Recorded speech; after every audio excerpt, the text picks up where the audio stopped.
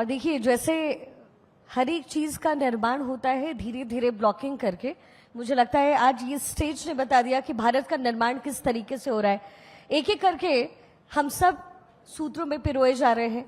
Bharat development का क्षेत्र हो, एआई टेक्निक का क्षेत्र हो या फिर विकास की बात हो, भारत धीरे धीरे ब्लॉक वाइज काम करते हुए आगे बढ़ रहा है। एक बार जोरदार तालियां, क्योंकि बिल्डिंग भारत लीडरशिप में कैसे एक एक करके हर एक चीजों का सृजन हो रहा है, ये इसकी तस्वीरें दिखाता है। हमारे साथ दो खास मेहमान इस समय। अब्दुल्ला जी, सबसे पहला सवाल आपसे है। हम देख रहे हैं कैसे भारत आगे विकास की ओर अग्रसर है। एआई के क्षेत्र में बहुत सारे डेवलपमेंट हो रहे हैं। अभी हाल ही में प्रधानमंत्री मोदी के लीडरशिप में एआई समिट का आयोजन हुआ, विदेशों से भी लोग यहां पर पहुंचे और यहां हमने टेक्नोलॉजी का प्रदर्शन किया। एक वो युग हुआ करता था जब भारत कहीं पहुंचता था, आज विदेश से लोग भारत पहुंच रहे हैं। एआई निर्माण के क्षेत्र में कैसे हम आगे बढ़ रहे हैं और क्या वो एक चीज है जो अभी हमें सीखने की जरूरत है या हम आगे होते हुए सीख सकते हैं? देखिए, जो आज की डेट में जो एआई समिट हुआ और जिस प्रकार से इंडिया एआई की तरफ बढ़ रहा है और देश को पूरी दुनिया देख रही है, for sure AI is the next most important thing as far as the country is concerned. Having said this, it is important ये ध्यान में रखना है कि जो AI है 2047 की बात करूं, क्योंकि इसी के ऊपर फोकस है सबका। AI में फोकस ये करना है कि क्या फोकस सिर्फ ऑटोमेशन पे होना चाहिए या फिर amplification of human of humanity होना चाहिए. So when I talk about amplification, it should, we at 2047 should focus कि किस प्रकार से हम AI इस्तेमाल करके अपने जो यूथ है उसको मोनेटाइज करें और किस प्रकार से उसको एम्पलीफाई करें उनकी परफॉर्मेंस को। AI की जब हम बात करते हैं तो ज्यादातर अभी तक जो कंफ्यूजन है जो यूथ में है वो ये है कि AI यूज हो रहा है ऑटोमेशन के लिए। फोकस ऑटोमेशन जरूर होना चाहिए, which is correct, but focus ये होना चाहिए कि AI की वजह से किस प्रकार से हम अपने पोटेंशियल को एम्प्लीफाई कर सके। इंडिया को जो लीड में लेके जाएगा और टॉप इकोनॉमी बनाएगा इस पूरी दुनिया की, वो तब बनाएगा जब हम AI को एम्प्लीफाई कर सके, ना कि सिर्फ ऑटोमेट कर सके। The focus has to be on education. मैं एजुकेशन सेक्टर से हूं, सो मेरा फोकस सिर्फ और सिर्फ ज्यादातर एजुकेशन पे ही रहता है, स्टूडेंट्स पे रहता है, यूथ पे रहता है। और इट इज वेरी इंपॉर्टेंट कि education has to become the mainstream. Demographic advantage पे काम करना होगा 2047 में। न केवल हमारे यहाँ वो लोग हैं जो 40 to 50 इयर्स के हैं, हमारे यहाँ वो भी लोग हैं जो इस वक्त 25 to 35 हैं। और डेमोग्राफिक एडवांटेज पे काम करते हुए न केवल सिर्फ काम स्कूल एजुकेशन या कॉलेज लेवल पे करना है, नर्सरी लेवल पे भी करना है। The use of AI is not about giving prompts. AI is not about just knowing, working on GPT.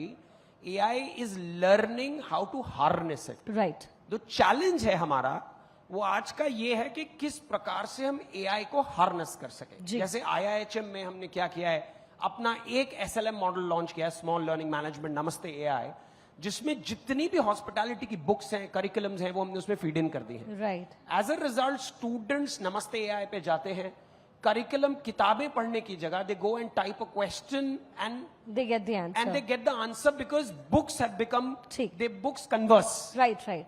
And that is where the focus should be. बिल्कुल। और मुझे लगता है किसी नए इनोवेशन के साथ AI और बेहतर कैसे काम कर सकता है ये भी दुनिया के सामने आ रहा है। सिंघानिया सर, आप सबसे पहले अपने ग्रुप के बारे में बताएं, किस तरीके से आपका ग्रुप काम कर रहा है और 2047 के विजन को कैसे आपका ग्रुप आगे बढ़ा रहा है? Thank you. Earlier we were a manufacturing group and employing about 10,000 people till about 1992. And after that we converted ourselves into a services group and we run a global investment bank. And our group is into various businesses which include real estate, include infrastructure, including building tunnels, including agriculture, value-added agriculture, including media and entertainment. and lots of other things. Primarily, since you were talking of AI and robotics,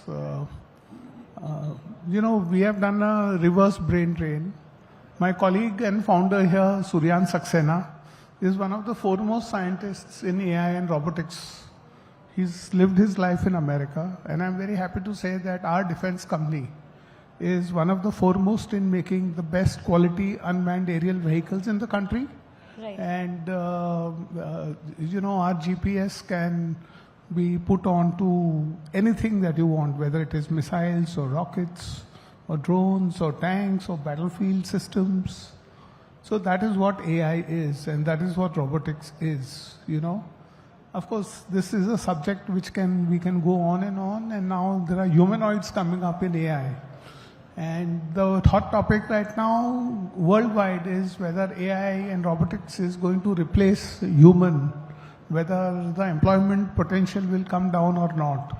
So we don't think that the employment potential will come down, but humans will have to upskill themselves, to run with AI and humanoids.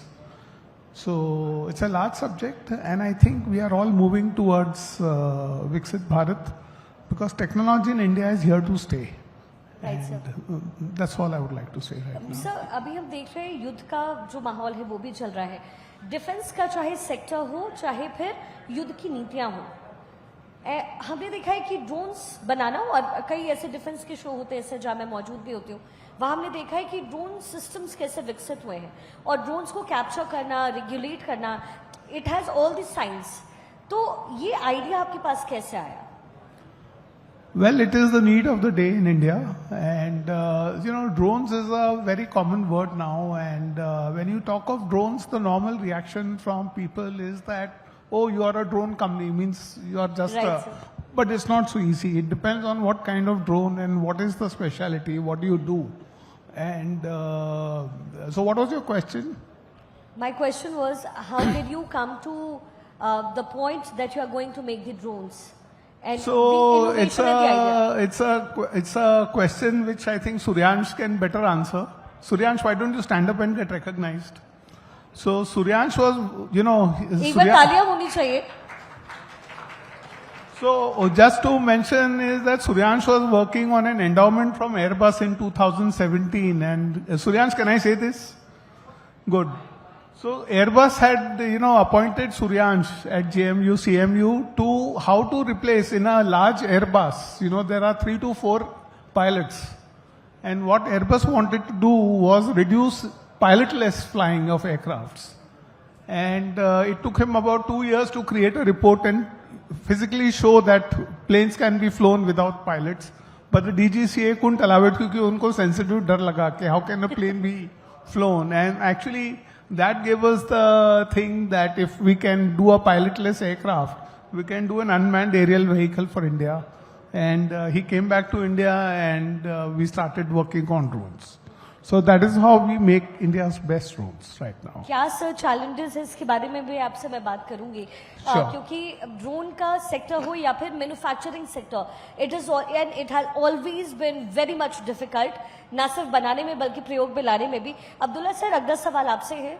आपकी जो अध्यक्ष doctor Bose वो कहते हैं कि हर एक जो कक्षा है, हर एक जो क्लासरूम है, वो एक एआई की प्रयोगशाला है. क्या मतलब है इसका, क्या तात्पर्य है इसका, और आपका इंस्टीट्यूट कैसे इसको अमली जामा पहनाता है? देखिए, जब डॉक्टर बोस कहते हैं कि एआई जो है has to be experimented and it's a part of all the classes, it means के today AI has to be infused across spectrum in the classrooms, not just colleges, but in schools, in kindergartens, because this is the language of tomorrow. This is the technology of tomorrow. There will be a time when mobiles will not exist. It will be infused in our bodies. And what you're thinking, you think, and the phone will be dialed and you can speak through the ear set. Right. That is the future that we are heading to. So what Dr. Bose says is that AI has to be taught in the classes. AI has to be a part of the teaching curriculum. And what he means is that to learn how to harness the power of AI. AI को समझना बड़ा आसान है, but उसको सही प्रकार से implement करना मुश्किल। अपनी सभ्यता को ध्यान में रखते हुए उसमें वक्त लगेगा. It is not a straight jacket formula. तो सबसे पहली चीज, क्लासरूम्स ही एक ऐसी जगहें हैं जहां पे आप एआई के साथ एक्सपेरिमेंट कर सकते हैं, गलती कर सकते हैं, उसको सुधार सकते हैं.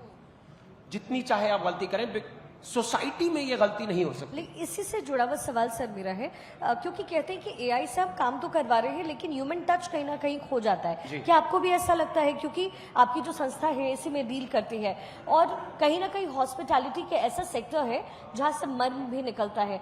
आप एक स्माइल के साथ सॉरी बोलते हैं, everything is sorted in most of the cases. लेकिन एआई की वजह से क्या एआई को यही मर्म दिया जा सकता है? बिल्कुल.